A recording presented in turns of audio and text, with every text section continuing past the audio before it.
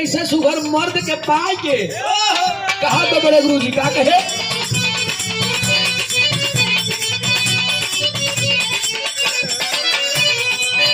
हम का तार गईनी हो सुनरवार पैनी हो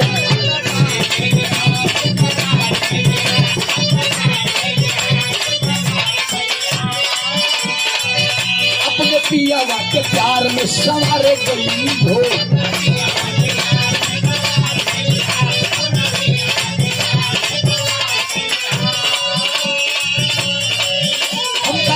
गई हो सुनरवार पैनी हो अपने दूल्हा के प्यार में संवार गई हो एक खुशी रहेला गवारे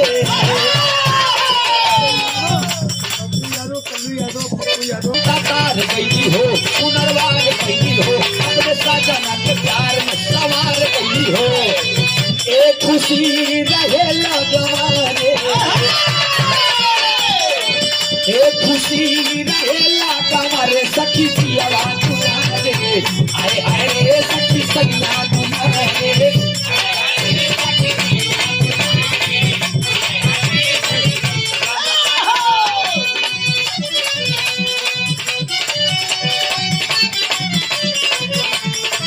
एकदम लास्ट गीत रही एक बाद 10 मिनट के छोट के गीत रही पीछे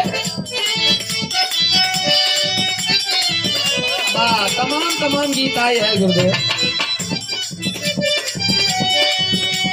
लगातार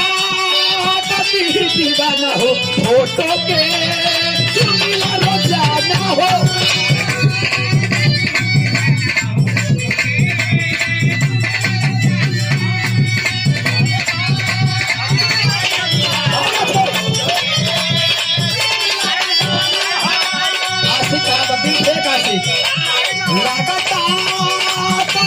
दीवाना हो फोटो पे तुम रोजाना हो मान ले पिया पंचवटी मान ले पिया पंचवटी पगली दिखावे अगरबत्ती पगली दिखावे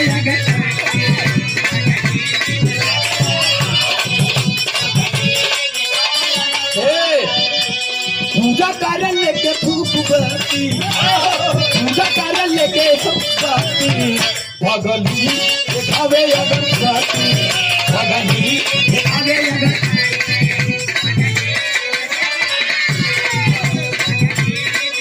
लेकिन इसे मॉडर्न युग को देख करके थोड़ा चेंज किया गया है। बहुत पहले एक गीत आई थी, कौन आई थी इसी भाव पे, दीदी तेरा देवर दीवाना, दीदी तेरा देवर दीवाना, हाय राम तुझो को जलताना, हाय राम तुझो को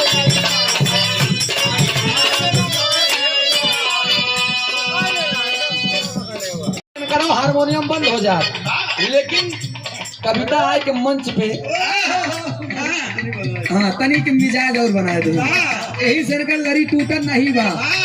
दोनों खूबसूरत सड़वाइन पाई के बेहद अच्छा जीजा अपने सड़वैनिया से कहा बका कहे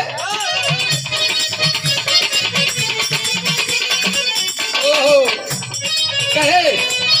आर्य का हो तो जानवर का हो तो जानू आज पटना घुमा तू,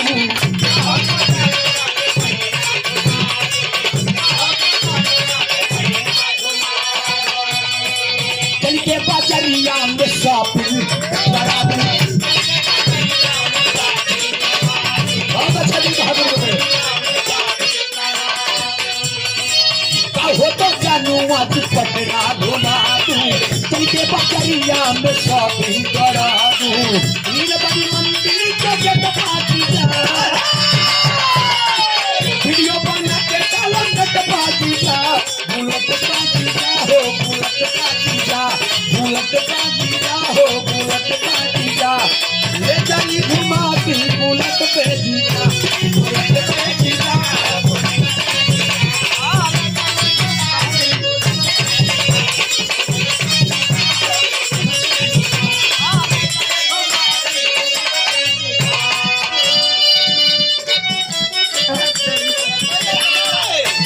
एकरे बाद अब एक तो गाना हम न गौबे न बजे चाहिए। एक छोट के लोकगीत रही तनी रहस्यमयी गीत चाहिए उनमें, वजनाई जैसी लोग जाना है।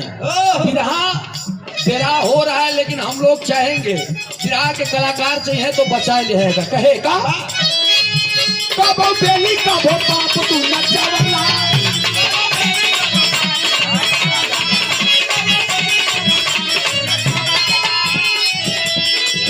सारा दिलवा के करदा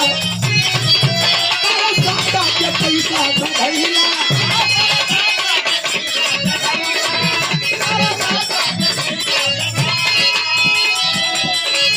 कबो बेली कबो पाप तू नचावला, सारा सादा के पैसा धइला,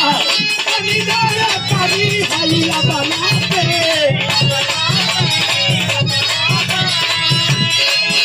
अनिदाया करी हलिया बनाते, होई जाई बवाल तोरा भगला पे, काहे बाड़ू किसी आत हाई पगला पे, आवा ठुमका लगाओ चल तबला पे, आवा ठुमका